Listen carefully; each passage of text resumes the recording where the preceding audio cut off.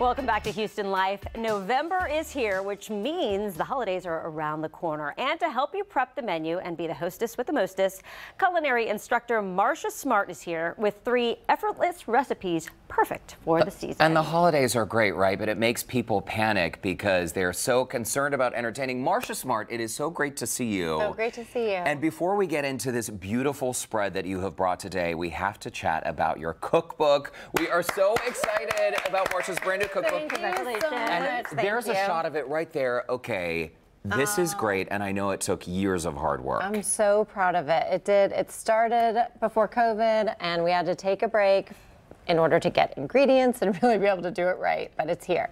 It's here, and this is something that's accessible to everyone, right? I mean, I think a lot of times when we follow chefs like yourself on Instagram, we see these beautiful dishes. That can be very intimidating for people, but you have made the recipe creation very accessible for novices like me. I hope so. My goal is that someone will open it and say, I can make that. I didn't want the recipes to look intimidating or too perfect, or like they have a million ingredients. I want them to be things that you could make after a busy day at work and still have a delicious dinner. Oh and during the holidays, you have the kids, you have family in town. It can get pretty stressful. Yes. I feel like I can open this book and you are going to take that stress away. I hope so, and I love that you are saying that, because one of the things I say in this book is my mantra is don't stress. So I just really want it to be fun. I want you to enjoy being with the people you love and, you know, enjoy whatever it is you're doing, a Friday night or Thanksgiving. These dishes are like works of art. That shortbread you just saw on your screen a moment ago, we're going to talk about that in a bit. Many viewers might flip to the back to the dessert section right off the bat. That is totally fine, right? And speaking of starting with dessert, you've brought these beautiful ingredients to make some festive cocktails. Okay, I'm so excited to make these cocktails because they have kind of had a viral moment lately, and we've been teaching them in classes for years, but they're called spagliatos. Okay. They're a Negroni made with Prosecco instead of gin. And I love Prosecco because of the bubbles. Yes, yes, I love Prosecco. And it's just, it's a little bit lighter. It's lower in alcohol, so it's kind of a refreshing cocktail for the season. Okay, let's mix one up. Let's make some. Okay, so I'm going to put you to work. Do equal amounts of the Campari. The Campari, okay. Which We're making is, one each? Well, yes, but we're going to have one measure. So and into the shaker? Yes, measure it into the shaker, and this will be enough for 2 cocktails. All the way up? Yeah, okay. That's great. Well, Courtney's here, so maybe we make 4. Oh, right, yeah. How about that? So the Campari is a bitter orange flavor, which I love. And then this sweet red vermouth just adds a little bit of, you know, sugary sweetness. It's a pretty color, too, so already I'm feeling in the holiday spirit. And it's equal. You can put the lid on and just hold it. Always hold the lid with your finger when you're shaking cocktails. Stand by, everybody. This is not my first rodeo. So you know, yesterday Brandon was mixing up a chocolate protein shake in the kitchen and didn't put the lid on and chocolate Of course he did. everywhere. That's something that would happen in my house, so I feel for him. And you don't want to shake the Prosecco in the cocktail shaker because the bubbles will explode. That makes sense. I know this from experience. Okay, so fill each of your cocktail glasses. Okay.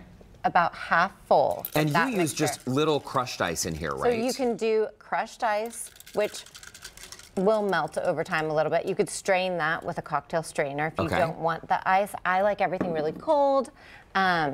So you could also use one of those like fun cocktail molds. And then just your garnish of choice. You could do some orange on the rim if you want that kind of orangey oil flavor to soak in. Oh, this is beautiful. So and you know, the garnish really, I mean, finishes it off.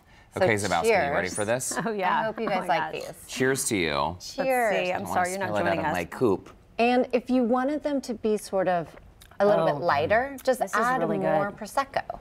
It's like an So Aperol spritz with an extra little hint of magic in there. That's it's really a little good. different. Great. Okay, so, and you can pair the cocktail with these delicious roasted nuts. They're cocktail nuts that I love also to make for like gifts for people. Just pull the rosemary off the stem. And these are sage leaves, which get really crunchy and delicious, and they're my favorite part, like those little kind of crunchy bits in there. Yeah. And you just want to give this, either you can tear it or you can give it a little rough chop. And the green really brings something to the table as well. It's so fresh and bright, and you can add as much or as little as you want, along with the red pepper flakes. Like if you don't want the spice, leave it out, but it kind of has this spicy sweetness because there's red pepper flakes, sugar, salt, and then some garlic powder.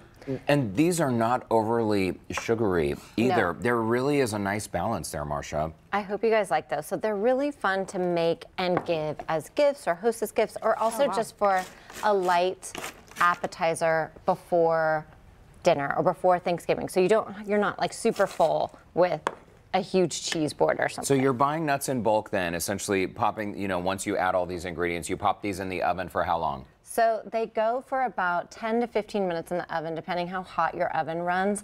I like them really crispy, so once they come out of the oven, let them cool completely, like 100%, or they'll get soft. Gotcha. Just let them cool. Okay. And then we have, moving on. These are delicious.